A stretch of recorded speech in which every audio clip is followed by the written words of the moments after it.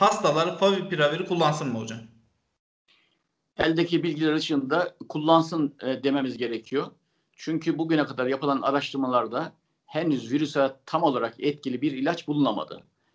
Ama kısmi olarak etkili olan, daha önce başka hastalıklarda, başka viral enfeksiyonlarda kullanılmış olup onlarda etkinliği görülen bir takım ilaçlar var. Bunlar kullanılıyor. İşte bizde kullanılan favipiravir, Amerika'da ve bazı ülkelerde kullanılan remdesivir gibi.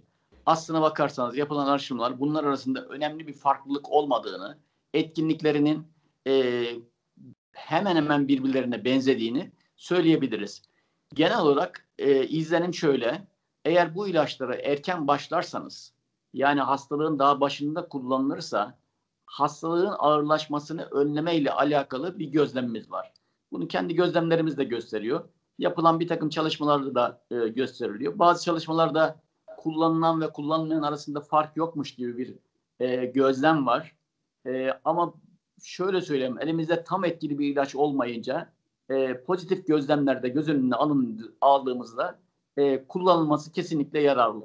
Bir diğer ilaç halk arasında sıtma ilacı olarak da bilinen hidroksiklorokin. Bununla ilgili ne söylersiniz hocam? Bununla kısa bir şekilde bununla da. Hidroksiklorokin de hem sıtmada hem de başka bir takım romatolojik hastalıklarda kullanılan bir ilaçtı geçmişten beri. Yine laboratuvarda virüse etkili olduğu anlaşıldığı için başlangıçta kullanıldığı yaygın bir şekilde, ama bunun da etkinliğiyle ilgili tartışmalar hala devam ediyor.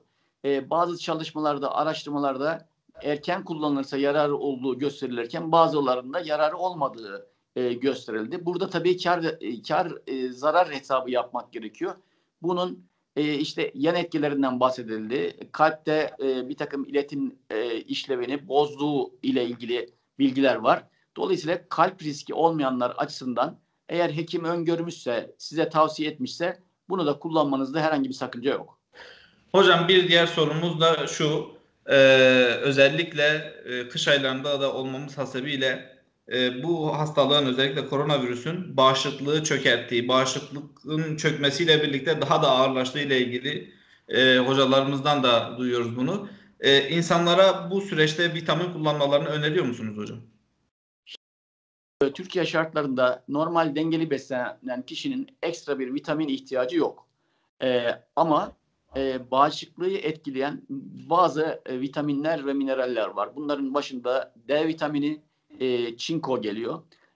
Eğer D vitamini ve çinko eksikliğiniz varsa bunun testini yaptırarak kullanıyorsanız mesele yok. Ama yaptıramıyorsanız da çok yüksek dozlara çıkmadan çinko ve D vitamini takviyesi almakta yarar var.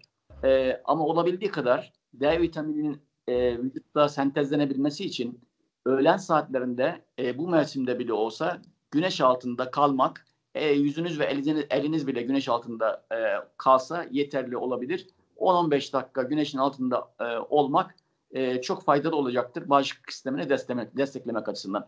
Bazı çalışmalarda D vitamini eksikliğinin hastalığın ağır seyretmesine neden olduğuyla alakalı veriler var. Ama sadece D vitamini eksikliğine bağlamak mümkün değil. Birçok faktör var hastalığı ağır seyretmesiyle alakalı. Ama şunu da söylememiz gerekiyor. Virüsün kimde ağır seyredeceğini önceden tam olarak bilmek mümkün değil. Son zamanlarda yoğun bakımlarımızda birçok genç hasta var maalesef. Hiçbir riski olmayan, atla yatan hastalığı olmayan. Dolayısıyla buradan sizin aracınıza şu mesajı verelim. Yaşlı genç demeden herkesin tam olarak korunmaya riayet etmesi gerekiyor. Hocam bir diğer sorumuz süreçle ilgili. Şimdi vatandaşların en fazla merak ettiği yine bir konu. Ben diyor Covid-19'u biriyle temasım oldu. Bir şekilde aynı ortamda bulundum veya başka türlü bir temasım oldu. Hemen gidip test yaptırayım mı? Yani ben şüpheli durumda mıyım şu anda diye düşünüyorlar. Ne diyorsunuz? Test yaptırsınlar mı? Bu gereksiz bir işlem. Bir kere her temasta bulaşma riski söz konusu olmayabilir. Ama zaten her halükarda test hemen pozitifleşmeyecektir. Temastan sonraki 3. günle 14. gün arasında bulaşma söz konusu olabilir. Ama genellikle güçlü temas şüphesi olan kişilerde 5. günden önce test yaptırmaya gerek yok. Bunu bir kere unutmasınlar. 5. günde yapılan test gereksizdir. Negatif bile çıksa bulaşmadığı anlamına gelmez çünkü. 5. 6. günde bir daha yaptırmak gerekir. O da gereksiz yere masraf ve de zaman kaybı olacaktır. Hocam tam burada o zaman şunu sorayım.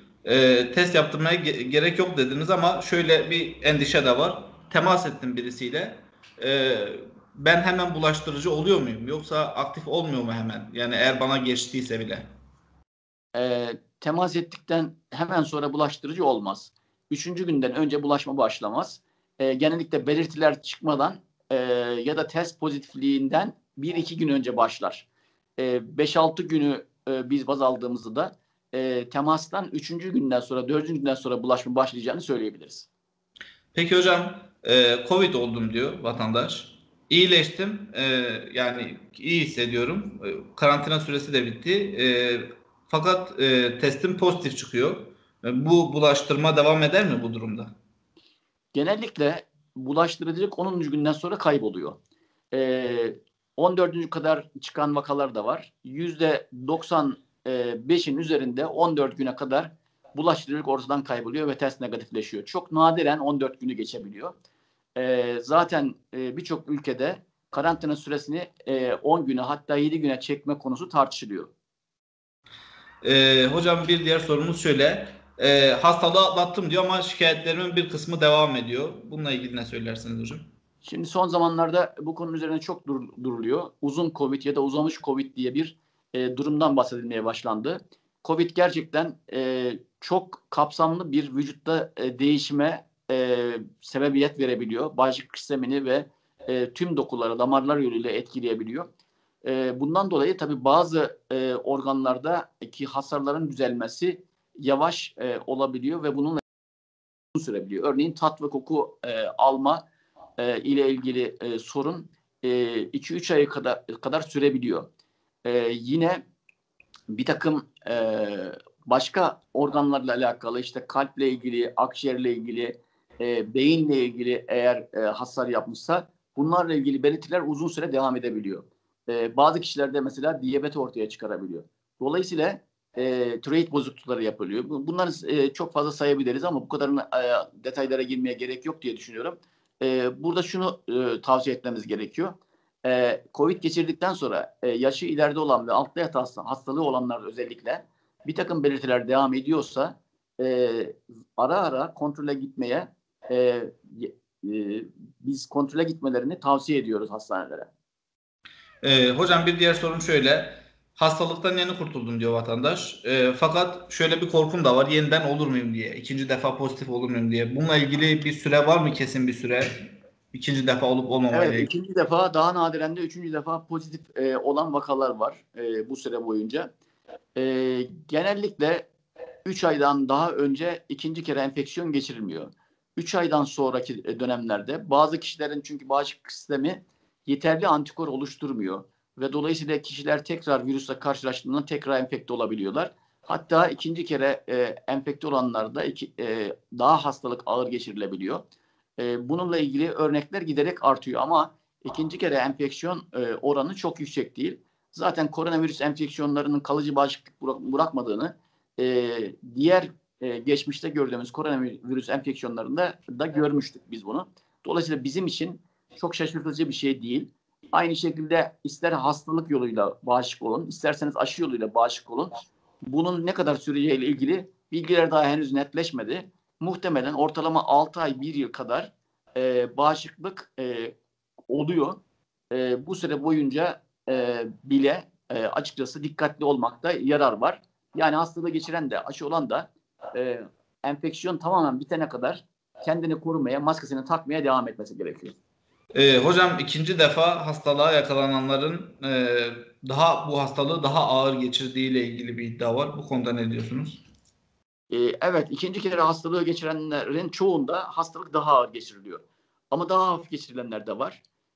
Bunun mekanizması ve kimde daha hafif, kimde daha ağır geçirileceği ile ilgili bilgiler zaman içinde netleşecektir. Hocam aşıyla ilgili bir sorun var. Tabii bu da çok merak ediliyor. Yakın zamanda piyasaya aşının çıkacağı söyleniyor. İşte Aralık ayında hatta.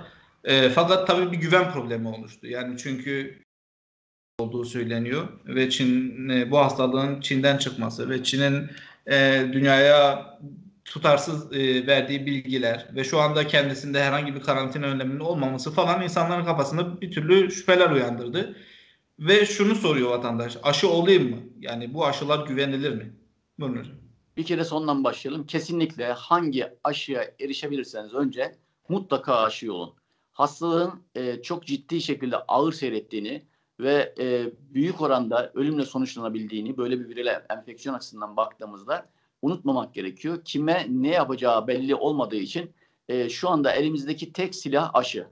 Dolayısıyla hangi aşıya erişebilirsek öncelikli olarak aşı olmamızda kesinlikle yarar var. Şimdi gelelim sizin sorunuzun baş kısmına. Bir kere bu aşıya Çin aşısı demek yanlış. Çünkü bu aşıyı bulan Çinliler değil. Çin'de bulunmadı bu aşı. Bu çok eski bir teknoloji. Yani inaktif aşıdan bahsediyoruz.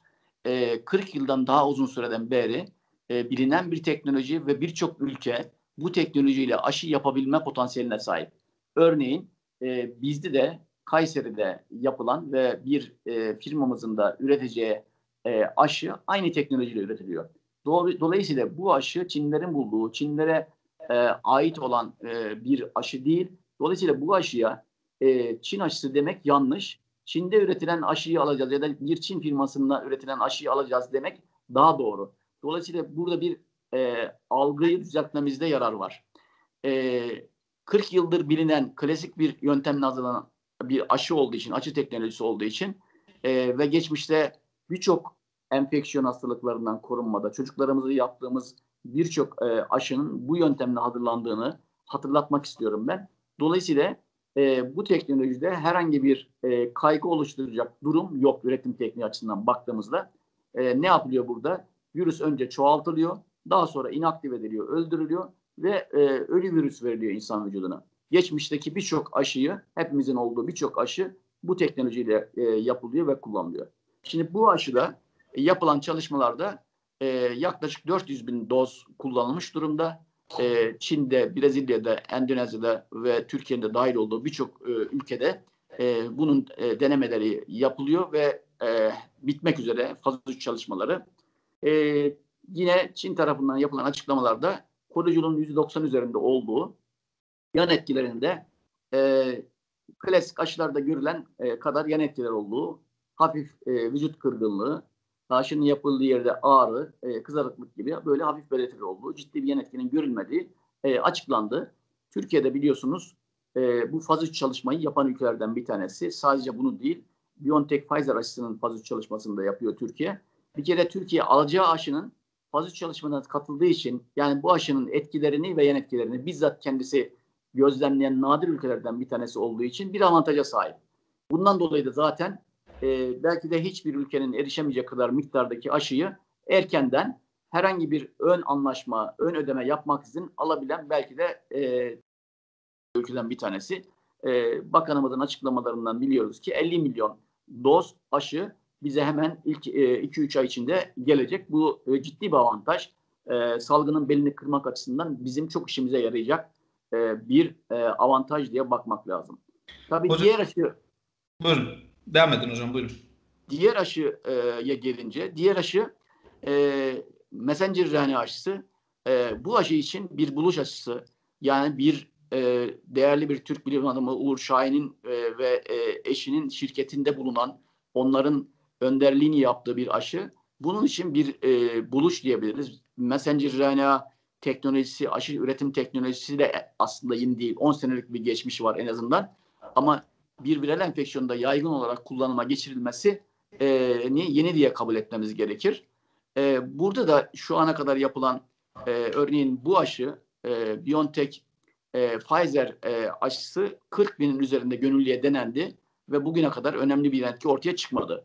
Ve de oldukça etkin olduğu yine firmanın her iki kanadından da açıklama yapıldı. %90'ın üzerinde etkili olduğu açıklandı. Güçlü bir antikor cevabı oluşturuyor. Hem hücresel hem de humoral bağışıklık dediğimiz bağışıklığın ikisini birden oluşturuyor. Dolayısıyla bu aşı da güvenli. Ama bu aşıyla alakalı da işte bunun yoluyla insanlara çip takılıyor, çip veriliyor ya da genetiğini değiştiriyor, bozuyor gibi bir takım komplo teorileri üretiliyor. Aslında az çok biyoloji bilenler, insan genetiğiyle ya da genetik bilimiyle az çok lise düzeyinde bilgi sahibi olanlar bile açıkçası messenger RNA yoluyla insan genetiğinin değiştirilemeyeceğini, böyle bir şeyin mümkün olamayacağını bilebilirler, tahmin edebilirler. Dolayısıyla messenger RNA aşıları da güvenli. Ama şu söylenebilir, biz bilim adamları daima temkinliyizdir, kuşkulu davranırız. Bilim bunu gerektirir. Uzun vadeli bunun sonuçlarını bilmiyoruz. 10 sene sonra, 20 sene sonra, 30 sene sonra messenger RNA aşısı yeni olduğu için, 10 senelik bir mazisi olduğu için ve bu derece yaygın kullanımı ilk defa olacağı için bunu zaten firmanın sahipleri de bu açıklamayı yaptılar. Uzun dönem sonuçlarını tabii ki bilmiyoruz demeleri çok normal. Ama teorik olarak da şunu söyleyebiliriz. Messenger RNA vücuttan 3-5 gün içinde kendiliğinden atılan sadece ve sadece bir postacı görevi yapan, yani virüsün bizim için önemli tarafını, proteinini taşıyıp insana, hücreye öğretip ondan sonra kendi kendine tabiri caizse yok eden bir madde. Dolayısıyla bu düşündüğünde de herhangi bir kalıcı bir zarar, vücutta yan etki oluşturacağını beklemiyoruz, tahmin etmiyoruz. Hocam çok teşekkürler. Sorularımız bu kadardı.